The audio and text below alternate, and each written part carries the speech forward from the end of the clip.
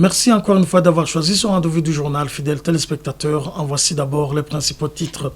Élevé Pierre Nkurunziza au rang du guide suprême du patriotisme et contraire à la constitution burundaise et à l'histoire du Burundi.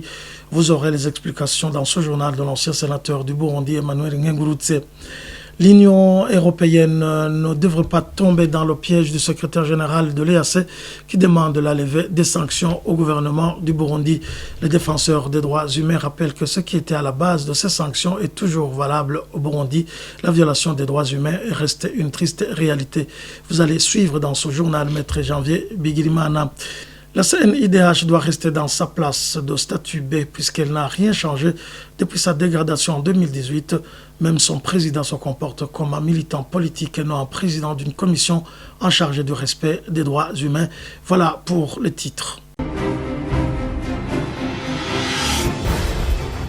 Droits de l'homme, pour débuter ce journal, la Commission nationale indépendante des droits de l'homme n'a fait aucune amélioration depuis sa dégradation passant du stade A au stade B en 2018. Les défenseurs des droits humains burundais s'étonnent après que les membres de cette commission aient adressé une correspondance à la sous-commission d'accréditation pour demander qu'elle soit admise au statut A. Maître Vital Nshimirimana, au nom des défenseurs des droits humains burundais, demande aux organisations qui avaient pris cette décision de la maintenir parce que même le président de la commission se comporte comme un militant du parti au pouvoir en violation de son engagement à défendre le peuple contre la violation des droits humains. Si la Commission indépendante des droits de l'homme du Burundi a perdu son statut, étant rétrogradée du statut A au statut B, c'est qu'elle a démérité. Elle a démérité en ce sens que, au lieu de défendre les droits de l'homme comme l'exigent les principes de Paris qui gouvernent les organisations nationales qui défendent les droits de l'homme, aujourd'hui, nous savons que la CNIDH n'a pas pu continuer l'œuvre déjà entreprise par la première commission dirigée par le père Ntakarutimana. Le père Ntakarutimana et son équipe avaient rehaussé le statut de la CNIDH en quelques années parce que son équipe et lui défendaient convenablement les droits de l'homme. Il collaborait avec les organisations de défense des droits de l'homme, vérifiait les faits et les violations des droits de l'homme qui étaient rapportées. Mais aujourd'hui, nous constatons que c'est le contraire qui prévaut, en ce sens que la CNIDH actuelle se range du côté du gouvernement du Burundi pour justifier les violations des droits de l'homme qui sont commises par les agents de l'État ainsi que les miliciens Imbonerakure. Nous avons vu à plusieurs reprises le président de la CNIDH participer à des activités du parti au pouvoir ainsi que celles organisées par la milice Imbonerakure. Nous l'avons vu acclamer les miliciens Imbonerakure lorsqu'ils paradaient à l'occasion de la célébration de la journée du combattant. Une attitude déplorable qui ne devrait pas être celle d'un président d'une commission nationale indépendante des droits de l'homme. Il y a d'autres méfaits, d'autres échecs qui caractérisent la CNIDH, notamment la production des rapports biaisés, mais aussi son abstention à intervenir lorsque des victimes lui demandent de les assister ou lui demandent d'assurer une quelconque protection à la hauteur de ses moyens. Si aujourd'hui elle se réunit, le message c'est que nous demandons le maintien de la CNIDH au statut B parce que jusqu'à présent, la CNIDH a failli à l'attente qui était celle du comité de devoir se redresser. L'Union européenne ne devrait pas céder aux doléances des pays de la communauté de l'Afrique de l'Est demandant la suspension des sanctions prises contre le Burundi. Ces propos sont de Maître Janvier Bigirimana, secrétaire général du Forum pour la conscience et le développement FOCODE. Pour ce juriste, la communauté de l'Afrique de l'Est a tort de considérer que la situation s'est normalisée au Burundi alors que les disparitions forcées, les assassinats sont toujours une réalité au Burundi. Suivez Maître Janvier Bigirimana. Depuis la crise de 2015, la communauté de l'Afrique de l'Est a été désignée pour piloter un dialogue inclusif qui devait avoir lieu, mais qui malheureusement n'a pu avoir lieu suite au manquement imputable au régime d'Ogitega. Nous savons également que le médiateur dans ce conflit qui avait été désigné était bel et bien le président ougandais Yoweri Kaguta Museveni, mais tout comme son homologue facilitateur et feu président Benjamin Mkapa n'ont pas pu continuer ce dialogue, n'ont pas pu engager toutes les parties sur la voie de ce dialogue, raison pour laquelle la communauté de l'Afrique de l'Est a échoué sur toute la ligne dans cette mission qui lui avait été confiée notamment par la communauté internationale. Il est normal donc que cette communauté qui a échoué à pouvoir résoudre le conflit burundais puisse considérer, puisse s'aligner sur la voie du régime en place pour tenter de tromper la vigilance de la communauté internationale comme quoi la crise serait résolue. Cette crise n'est pas résolue parce que la violation des droits de l'homme continue, parce que la justice reste tétanisée et inféodée à l'exécutif, parce que nous avons toujours des réfugiés, nous avons toujours un climat d'insécurité et un climat de verrouillage de l'espace démocratique et des libertés publiques. Dans son contexte particulier, nous pensons que cette communauté, notamment les chefs d'État qui dirigent la communauté de l'Afrique de l'Est, se trompent sur ce point en osant affirmer que la situation au Burundi est tellement stable. Elle n'est pas stable parce que la paix n'est pas l'absence de la guerre. Si aujourd'hui, il n'y a pas de la guerre au Burundi, il faut tout de même noter que des assassinats, des disparitions forcées, des manipulations de la justice continuent. Et la preuve la plus récente, ce sont les défenseurs des droits humains, y compris des politiciens en exil, qui viennent d'être condamnés à des peines lourdes parce qu'ils s'étaient toujours opposés au troisième mandat de Pierre Nkurunziza, parce qu'ils ont toujours dénoncé les crimes qui se commettent sur ce peuple. Nous pensons que la communauté de l'Afrique de l'Est a tort de considérer que la situation s'est normalisée et nous demandons encore une fois à l'Union européenne de rester vigilante, de ne pas céder parce que les conditions qui doivent être remplies pour une reprise de la coopération ne le sont pas encore. Le pouvoir d'Ogitega a sciemment violé la Constitution en élevant l'ancien président Pierre Nkurunziza au rang de guide suprême du patriotisme. L'ancien sénateur Emmanuel Ngengurutse estime que ce rang suprême devrait d'abord être prévu par la Constitution. Ce politicien ajoute que par ailleurs, Pierre Nkurunziza ne devrait pas être prétendant à ce genre de titre étant donné que son régime a été marqué par des crimes abominables. Suivez. C'est vraiment étonnant qu'on puisse choisir un homme qui est responsable de beaucoup de programmes depuis qu'il est arrivé au pouvoir, pendant les 15 ans qu'il a exercé le pouvoir. Ce n'est que meurtre, assassinat, enlèvement, détournement des biens publics. Je crois que c'est d'abord une fonction, une distinction qu'il a lui-même cherché, n'est-ce pas, lorsqu'il a été poussé à l'extérieur par les gens de son parti qui ne voulaient pas qu'il entame un quatrième mandat. En compensation alors, il a cherché, n'est-ce pas, à avoir ce titre ou cette fonction, d'ailleurs c'est une fonction honorifique, afin de se protéger d'ailleurs contre les poursuites futures. Il a imposé à tout le monde, puisque c'était un grand dictateur. Même les gens de son camp, ils ont dû accepter. Ils ont dû accepter. Encore que cette fonction, c'était une fonction suprême vraiment, comme le titre l'indique, ça doit être prévu par la Constitution.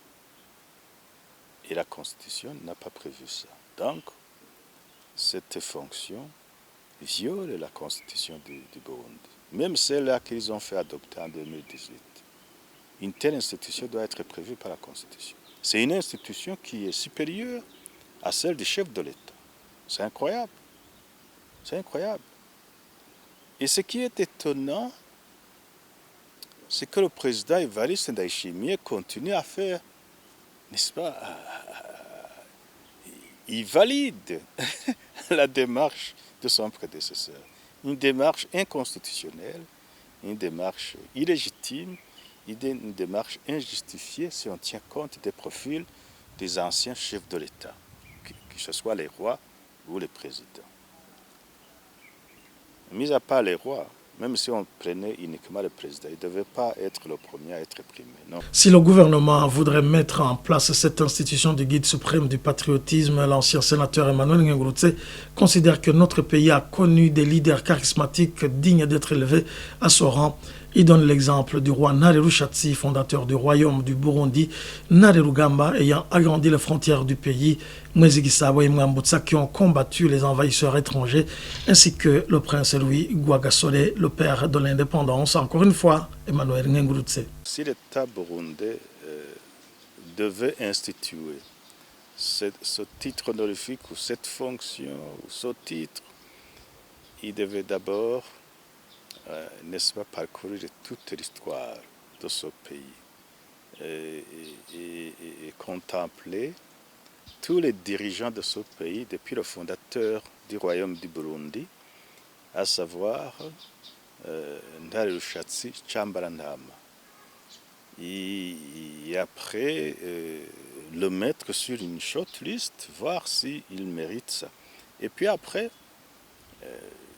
dans le sens de constituer une shortlist objective et qui tienne compte, n'est-ce pas, des réalisations, des performances des dirigeants de ce pays, aller évoluer vers Mwezi Gisabo qui a combattu, n'est-ce pas, les esclavagistes conduits par Rumariza.